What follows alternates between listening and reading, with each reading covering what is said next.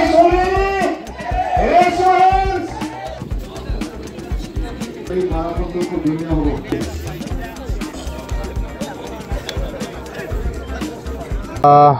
আমাৰ ইউপিপিএলৰ যুৱ শাখাৰ পৰা মাৰাথন এটা প্ৰতিযোগিতা ইয়াত অৰ্গেনাইজ কৰা হৈছে।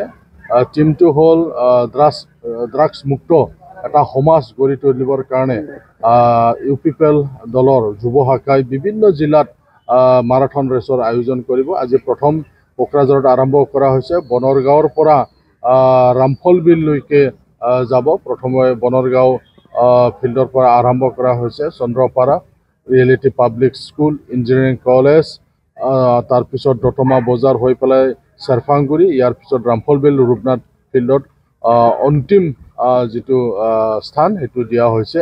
মুঠ 34 কিলোমিটাৰৰ এইটো মাৰাথন ৰেচটো হ'ব।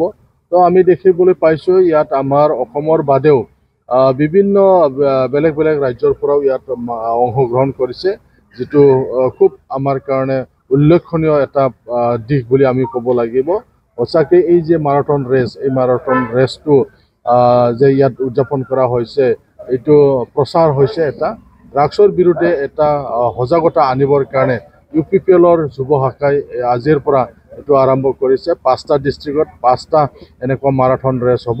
তো আমি ভাবোঁ অলপ হ'লেও আমাৰ যি ইউপিপিএলৰ যিটো টাৰ্গেট, যে তেওঁলোকে যে ড্ৰাগছৰ বিৰুদ্ধে কাম কৰিব ওলাইছে, ইয়াত তেওঁলোকে সফল হৈছে বুলি মই ভাবোঁ।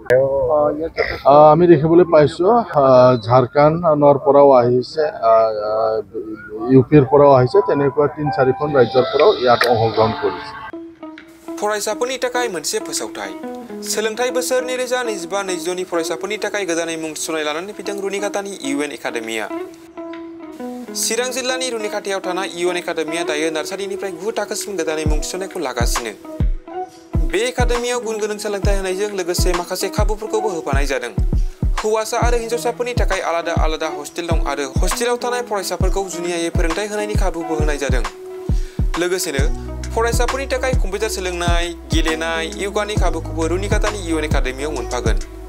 गोसो गोनां फरायसाफोरा रुनिकाटानि इउएन एकाडेमियाव दानिफ्रायनो मुंखौ थिसननो हागोन आरो मुं थिसननायनि बागै आबुं बाथ्राखौ मिथिनोब्ला नैबे मबाइल नाम्बार 9101444619 नङाब्ला 9706177397 आव थोंजों फोनांजाब खालामनो हागोन।